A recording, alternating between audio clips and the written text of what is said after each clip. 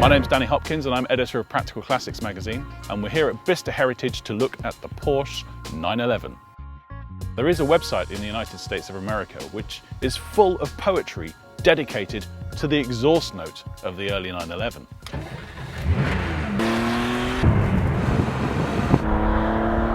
So you can imagine there are 1,000 things you could say about these cars. I could spend 4 hours on this one alone. The pre-1974 Porsche 911 can be subdivided into basically 4 cars: the E, the T, the S and the RS. E and T cars, because of the different cam profile, are much more tractable low down, and that means they might be a better proposition for a daily driver. But a lot of people think that the S is the thinking person's Porsche, and that's what we're going to test today.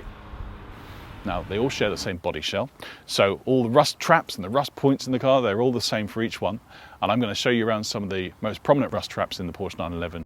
First thing to do is to check that all the panels fit properly, so check the door gaps, have a look along it, see that the panel gaps are all consistent, that's a good sign. Then open the door. Now there's a seam just going all the way down the B post right here. If that seam looks nice and neat, if the gap is even, if it's all smooth, then it's either been really, really well restored, or it's an original car with no corrosion, which is what you want. So this little lip here is a really good telltale sign.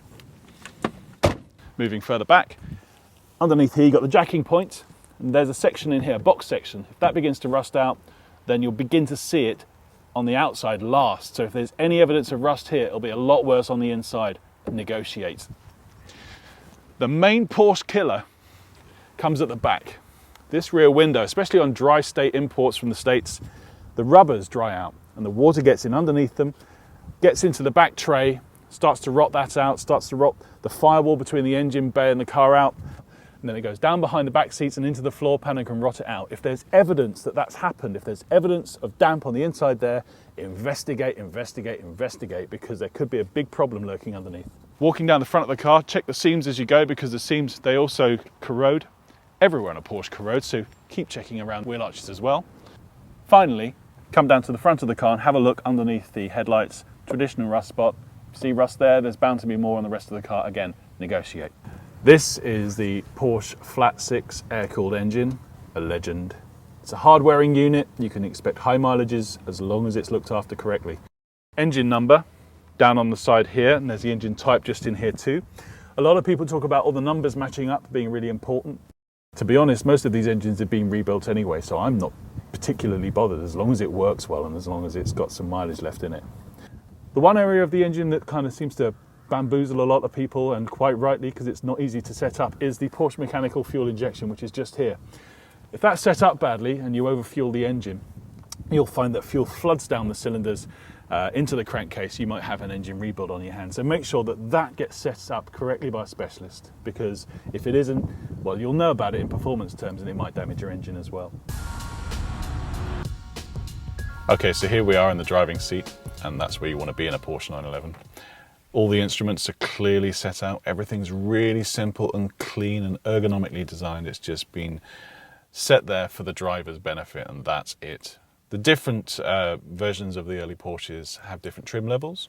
This is, yes, it's a great place to be. The seats are really comfortable, they keep you in position properly, and it's all inviting you to go for a drive, which is what you should do. It's fantastic. Now, the cam in the S, the 2.4S, comes into its own at about 6,000 RPM. Now, I'm not going to drive up there from cold, although we have already taken this out on the track already today, so the engine is quite warm already, so we will be able to take you up to a proper driving speed reasonably quickly. Now, you know the scare stories about the Porsche 911 being very tail happy. Well, they are true in the wet if you really push it to the edge. As long as the car's well set up and you're not a complete idiot, you're usually okay. Now listen to this.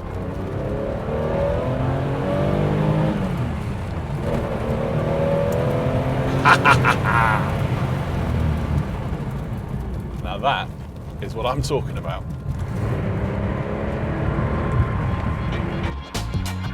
And we're taking these corners pretty damn quickly, and we're not worrying about spinning this vehicle. It's even a bit damp out there. I'm not going to take it any faster than this because I'll probably run out of talent. We're feeling the G's right now. Again, onto the straight again. Let's listen to that exhaust note. Bring it on, cam. 4,000 RPM, 5,000's coming up. Nearly made it to 6, but the surge just comes after 5,000.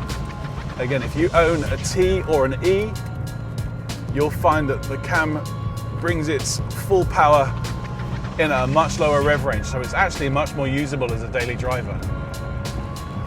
But for hooning around, I think a 2.4S is as good as anything.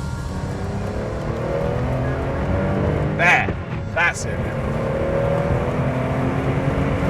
And bring on the brakes. Brakes are fantastic. Everything works as it should. In a well-sorted Porsche, you can drive fast and you can drive safe.